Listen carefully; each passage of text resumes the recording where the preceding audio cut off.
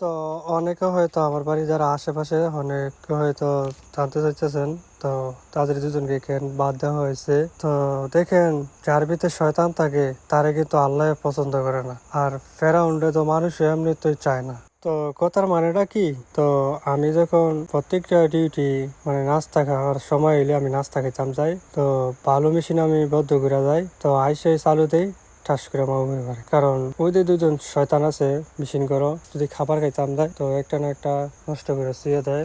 তো সেদিনকে আমি হঠাৎ করে ধরে ফেলছি, কারণ কেডাই করছে এটা আমি জানি না, কিন্তু এই কাজটা করছে, কাজটা আমি ধরে ফেলছি। তো দেখেন এই মায়ের কাঠটা নামায় শুয়ে দিচ্ছে টাইট করে, তাতে আমি চালু দিলে মা বই ভরে। তো আমি অবশ্যই মেশিন আইয়া চালু দিছি, ঠাস করে মা বইছি, তো ফুটে ছিঁড়ে নাই, তো পিন দিয়া টান দিয়া আবার চালু দিছি, চাই দিই মা ধুম দেয়। মানুষ এরা উন্নতে বেশি কাজ করে বলছে। তো সবাই ভিডিওটা ভালো লাগলে লাইক কমেন্ট শেয়ার করে দেবেন, অবশ্যই বন্ধুরা পাশে থাকেন।